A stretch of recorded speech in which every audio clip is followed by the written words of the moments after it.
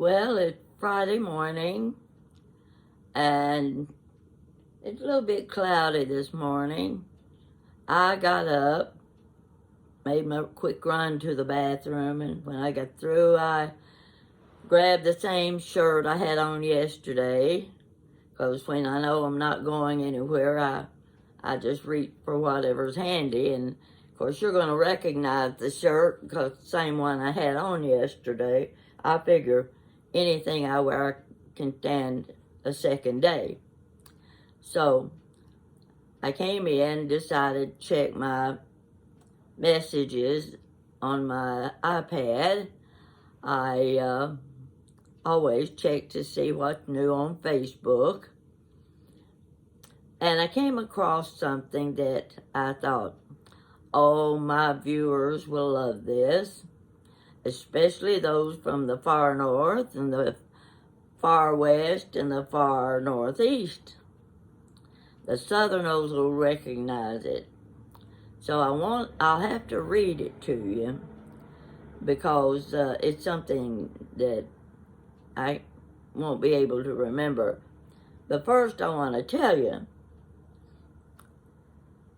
when I first got married, moved to Louisville, Kentucky, just an innocent young bride, and my husband's sister already lived there. She hadn't been married very long, and she was talking about the first time she went to the A&P to get her groceries, new bride, and she was having to stock up.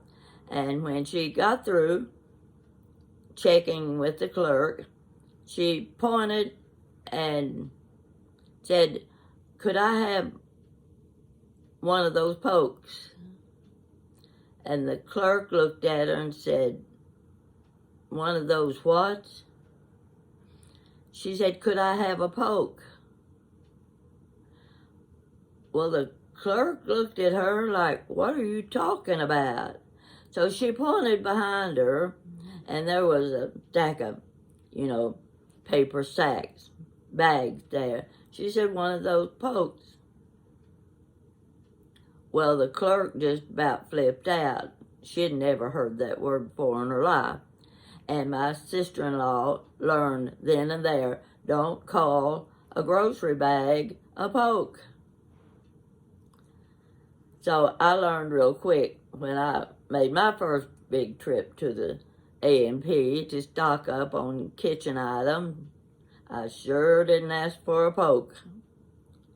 So those are some of the things we had to learn. Now, you want to know where when you're in the north and when you're in the south, okay? You get to that river bridge in Louisville, Kentucky. You cross that bridge and you're in the north. You're going to be in Ohio. So as long as you stay on the southern side of Louisville, you're in the south. That's the drawing line. So I learned that real quick. And I read this on Facebook and I thought, this is so cute. I've got to read it to my viewers, and I hope you appreciate it because it's just a fun thing. And it starts out, now this will educate some of you in the north. You say, what's that woman talking about? But these are true facts. And this is how it goes. You move to the south. Number 1, a possum is a flat animal that sleeps in the middle of the road. Now, if you live in the south, you know what that means. There are 5,000 types of snakes, and 4,998 of them live in the south. There are 10,000 types of spiders. All 10,000 of them live in the south, plus a couple no one's seen before. If it grows, it'll stick you. If it crawls, it'll bite you. Once and twice are words. Did you get that? Once and twice are words. It is not a shopping cart. It's a buggy. Jalpy means, did you all go to the bathroom? People actually grow, eat, and like okra. Fixin' to is one word. It means I'm going to do something. There is no such thing as lunch. There is only dinner and supper. Iced tea is appropriate for all meals, and you start drinking it when you're 2. We do like a little tea with our sugar. It is referred to as the wine of the South. Backwards and forwards means I know everything about you. The word jeet is actually a question meaning, did you eat? Jeet. You don't have to wear a watch because it doesn't matter what time it is. You work until you're done or it's too dark to see. You don't push buttons, you mash them. Y'all is singular. All y'all is plural. Now that one's very common and I don't use it. All the festivals across the state are named after a fruit, a vegetable, grain, insect, or an animal. You know, like the Apple Festival and the Fried Chicken Festival. Okay. You carry jumper cables in your car for your own car. You only own 5 spices: salt, pepper, mustard, Tabasco, and ketchup, especially ketchup. The local papers cover national and international news on one page, but require 6 pages for local high school sports, motorsports, and gossip. Everyone you meet is a honey, sugar, Miss, first name, or Mr., first name. You think that the first day of deer season is a national holiday. You know what a hissy fit is? I know what a hissy fit is. I've thrown a few of them myself. Fried catfish is the other white meat. Now, I don't know what the first white meat is. We don't need no dang driver's ed. If our mama says we can drive, we can drive. You understand these jokes and forward them to your Southern friends and those who just wish they were from the South. And one more. Why did the chicken cross the road? To show that stupid possum that it can be done. Now, I hope you appreciated that. They show this little old farmhouse with a laundry hanging on the line outside. But there's nothing like living in the South. It's an education, just learning what we would call the second language.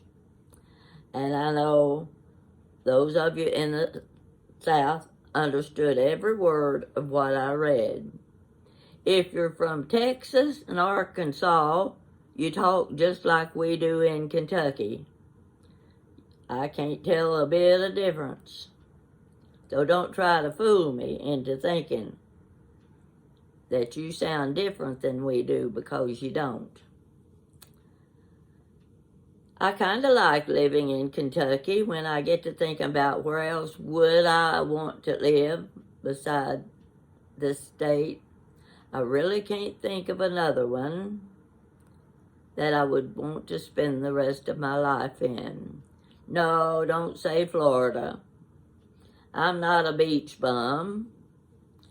I don't know how to swim, for one thing, so I'm afraid of the water. And I like 4 seasons. I don't like summer year-round.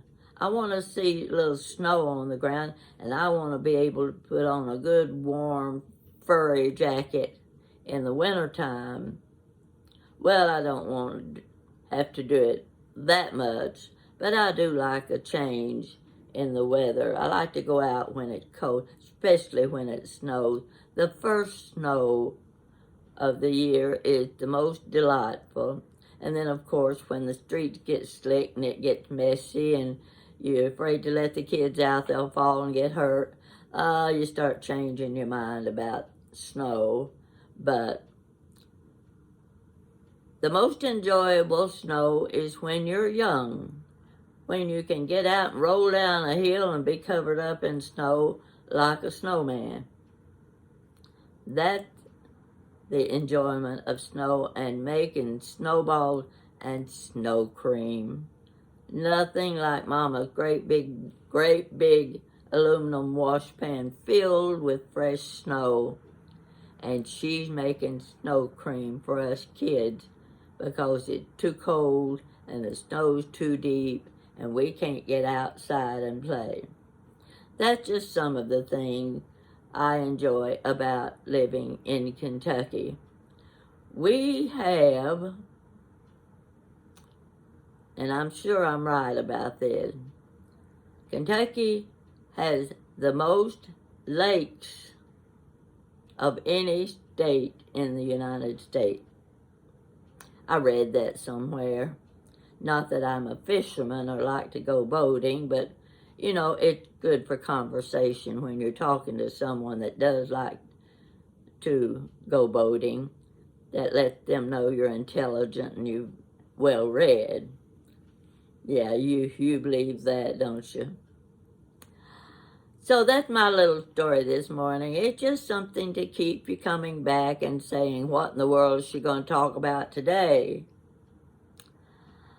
I'll think of something else and I'll remember what I left out. Always remember what I left out after I turned off my iPad. My hair looks pretty good today, and everybody's talking about me having a perm. No, I didn't get a perm. I just went in the shower and washed my hair and rolled it up, and this is the result. Did pretty good this time. So, but I do need a new perm. Yeah, not too bad. Oh, tomorrow. Don't tune in tomorrow. You don't want to see what it'll look like then. So you get out there, enjoy the weather if it's pretty where you are. Up north, they're probably already getting snow, and I don't keep up with it too much. I just am trying to think about next week is Thanksgiving.